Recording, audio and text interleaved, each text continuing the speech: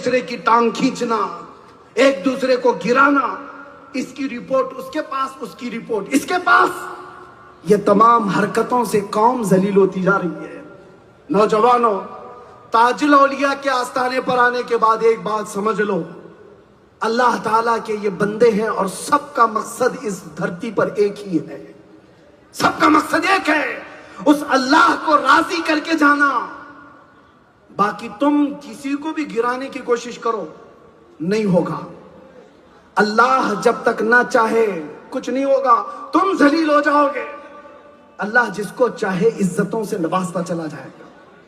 اور چند باتیں اللہ والوں کا ہوتا ہے، اسی لیے میں بخاری شریف کی حدیث آپ کو بتایا۔ اللہ کے نبی فرماتے ہیں کچھ ولی ایسے ہوتے ہیں اللہ کے کہ اگر وہ قسم کھا لیں تو اللہ ان کی قسم کو پوری کرتا ہے۔ کیوں؟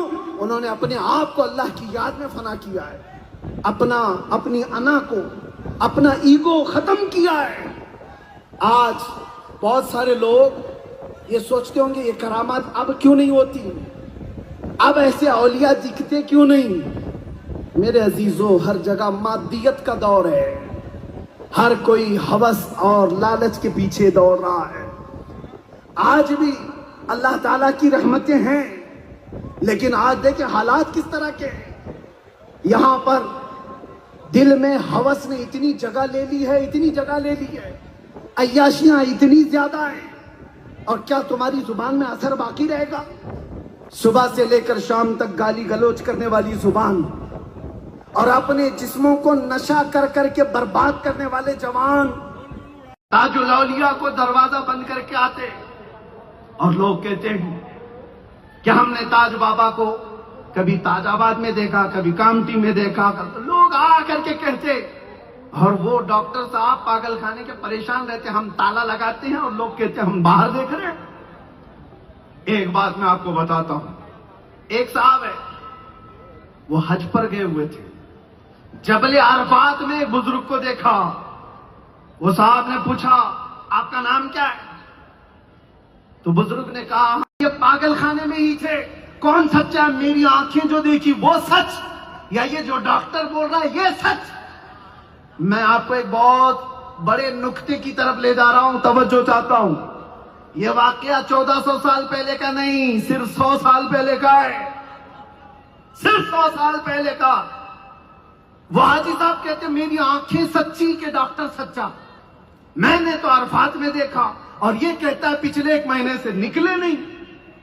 تاج الاولیاء آتے ہیں، ایسے اپنی شہادت کی انگلی اور انگوٹھے کا حلقہ بنایا، حلقہ بنا کر کے وہ حاجی صاحب کے آنکھوں پر رکھا، اس طرح آنکھوں پر رکھا۔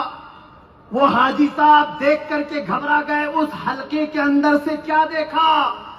وہ حاجی صاحب کہتے ہیں جس وقت میں تاج الاولیاء کے انگشت کے درمیان سے دیکھ رہا تھا، میں اس وقت نہ پاگل خانے میں تھا نہ ناگپور میں تھا، اس وقت میں جبل عرفات میں حاجیوں کے ساتھ محسوس کر رہا تھا۔ مناسک حج ادا ہو رہے ہیں، لبیک کی صدائیں گونج رہی ہیں، ہر طرف احرام ہی احرام نظر آ رہے ہیں۔ میں حلقے سے دیکھ ہی رہا تھا، پیچھے سے تاج الاولیاء نے ایک چماٹ لگایا، تماشا لگایا، اور کہا کیا جی بابا ہم تمہارے ساتھ نہیں تھے؟